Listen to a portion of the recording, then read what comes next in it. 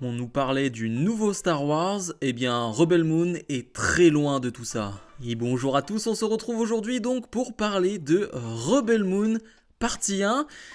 On va essayer de parler sans gros spoilers, je m'explique, on va pas réellement parler des twists du film, des moments importants ou non, on va simplement essayer de parler de ce film, et je dis bien essayer parce que vous l'aurez compris, vous le comprendrez assez rapidement.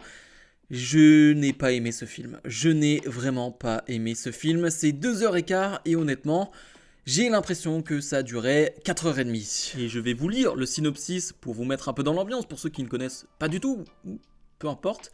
Dans une colonie pacifique aux confins de la galaxie se retrouve bientôt menacée par les armées du tyrannique régent Balisarius. Ils envoient une jeune femme mystérieuse chercher des guerriers sur les planètes voisines pour les aider à s'y installer. Et les comparaisons à Star Wars sont plutôt logiques en termes de scénario, parce qu'on parle tout simplement d'empire, de dictature, qui finalement va être mise en danger par des rebelles, par la rébellion. Donc clairement, le petit parallèle avec Star Wars est assez facile à mettre en avant et est assez logique à ce niveau-là. Mais pour le coup, si vous attendiez réellement du Star Wars, si vous êtes fan de Star Wars, si vous aimez cet univers-là, vous aimez la manière dont il est mis en place, dont il est créé, dont il est mis en avant, eh bien franchement, c'est pas du tout ça Rebel Moon. Vraiment, c'est absolument pas du Star Wars. Parce que oui, certes, c'est de la SF, oui, comme je l'ai dit, il y a ce côté dictature, rébellion, oui, on est dans l'espace, etc.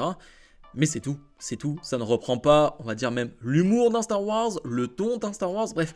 Déjà, je trouve qu'en termes de marketing, c'est très mal vendu. Je ne sais pas pourquoi on nous a parlé du prochain Star Wars, voilà, du Rebel Moon, ce sera le Star Wars d'aujourd'hui. Vraiment, ça n'a aucun rapport, donc déjà en termes de marketing, et pour être honnête avec vous, j'étais pas chaud, parce que j'avais vu les bandes annonces, et ça m'avait pas du tout plu. Visuellement, bizarrement, j'étais pas du tout attiré.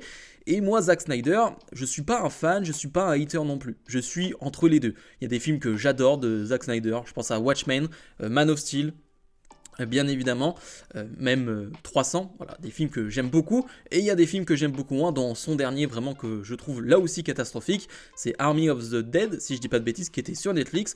Pour moi, c'était une catastrophe complète. Donc, j'attendais quand même un peu ce film, parce que ça reste du Zack Snyder, ça reste quand même un événement, un film de Zack Snyder qui sort sur Netflix.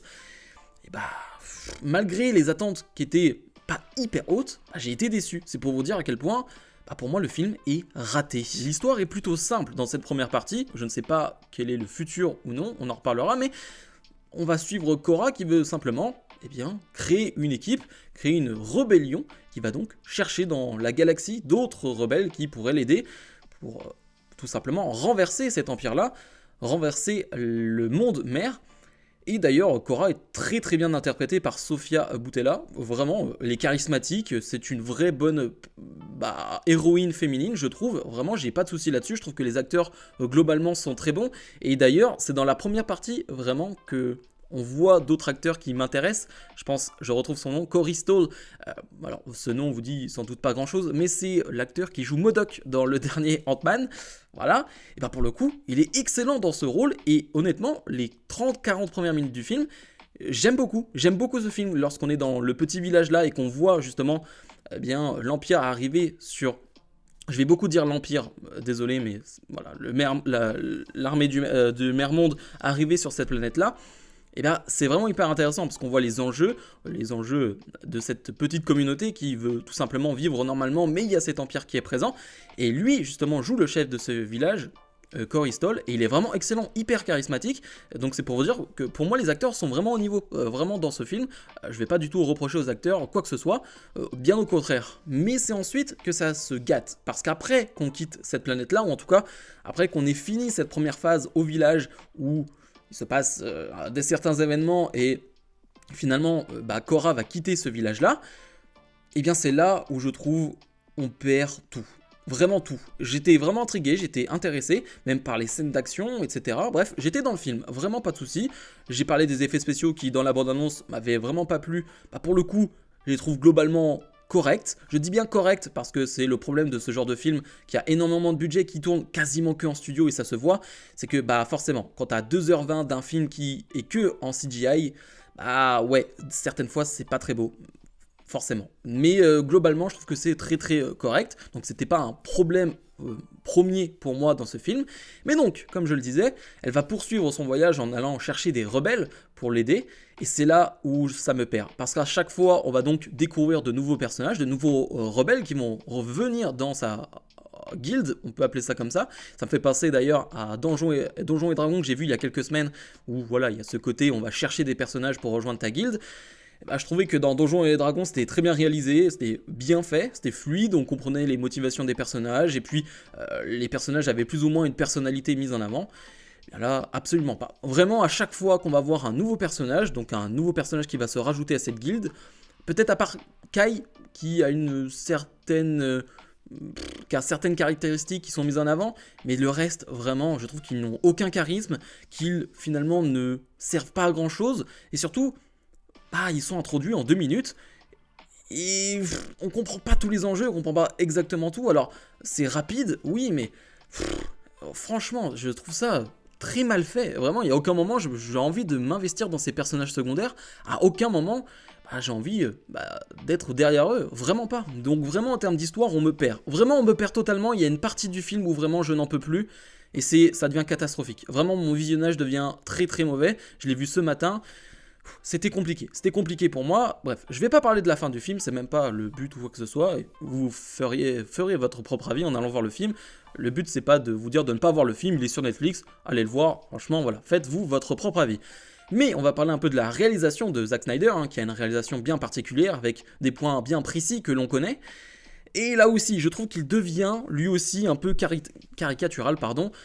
On connaît son abus du côté des ralentis, et d'ailleurs, dans certains films, ça m'énerve totalement, et pourtant, par exemple, dans 300, je trouve ça génial, et ça ne me gêne pas, mais dans certains films, vraiment, ça me gêne beaucoup. Et là... c'est dommage, parce qu'il y a beaucoup de moments dans le film où finalement les ralentis sont spectaculaires et bah justement permettent de ralentir le temps et de comprendre un peu mieux le moment présent. Je pense à une scène, petit spoil, mais quand Korra, elle va tout simplement toucher la petite bête qui est en train de dompter l'un des rebelles qu'elle prend dans son équipe, elle va juste le toucher au ralenti comme ça alors qu'il passe en rasant le sol, et je trouve la scène magnifique. Mais le problème, c'est qu'à côté de ça, bah, t'as des scènes au ralenti qui vraiment ne servent à rien, sont juste là pour mettre des scènes au ralenti. Je pense au tout début du film, lorsque Korra est tranquillement en train de s'occuper des céréales, etc. Elle fait tomber ces céréales au sol, sur le sol fertile, et on fait un ralenti de 10 secondes, mais tu te dis, mais... vraiment, et il y a plein de ralentis de ce genre-là qui sont dommages parce que à côté t'en as d'autres qui sont vraiment cool. Donc ouais, je trouve que Zack Snyder, même dans sa réalisation, se perd un peu. Mais pour le coup, je trouve qu'on a un peu plus sa patte que dans par exemple Army of the Dead, où vraiment pour moi, je comprenais pas vraiment ce qu'il voulait faire et il n'y avait pas du tout la patte Zack Snyder. Là pour le coup, si vous aimez Zack Snyder, et je sais qu'il y en a beaucoup qui aiment Zack Snyder, en termes de patte visuelle, vous apprécierez, je pense. Pour finir quand même avec un point positif, je trouve que les thèmes musicaux qui sont mis en place et globalement la musique, etc., eh bien, c'est très très joli. Vraiment, je trouve que c'est réussi à plusieurs reprises, ça m'a mis quand même quelques frissons, donc c'est pour vous dire quand même que, voilà, le film m'a procuré quelques émotions quand même. Alors, pas en termes de sentiments, quoi que ce soit, mais disons que physiquement, ouais, j'ai un peu de frissons parce que les musiques étaient vraiment très très belles. C'est un gros point positif de ce film, je trouve. Maintenant, pour conclure, concrètement, j'ai pas aimé, vous, je pense, l'avez compris, mais surtout, je regarderai pas la partie 2. Voilà, vraiment pas, je suis désolé, peut-être que, voilà, je n'ai pas trop vu les retours pour le moment, j'ai vu que c'était assez mitigé, mais j'ai pas vu plus que ça. J'avoue que j'ai pas trop fait gaffe, donc je sais pas quels seront réellement les retours sur la durée sur ce film, vraiment pas, à quel point les gens vont attendre la partie 2 ou non, mais moi, je ne regarderai pas la partie 2, honnêtement. Je sais qu'il va y avoir une Snyder Cut qui sortira, peut-être ou pas, mais qui va durer 3-4 heures, là non plus je la regarderai pas. Vraiment, c'est pas du tout mon truc de regarder en plus. Le film, je l'ai pas vraiment aimé, j'ai trouvé trop lent, et en plus, si on me rajoute 2 heures de plus, non, vraiment pas. Donc voilà, c'était mon avis, j'ai essayé d'être le moins précis possible pour pas vous spoiler, et pour vous laisser la chance de le découvrir tranquillement, parce qu'encore une fois, ce n'est que mon avis, et voilà, j'estime pas être un expert ou quoi que ce soit, voilà, je donne juste mon avis comme n'importe qui.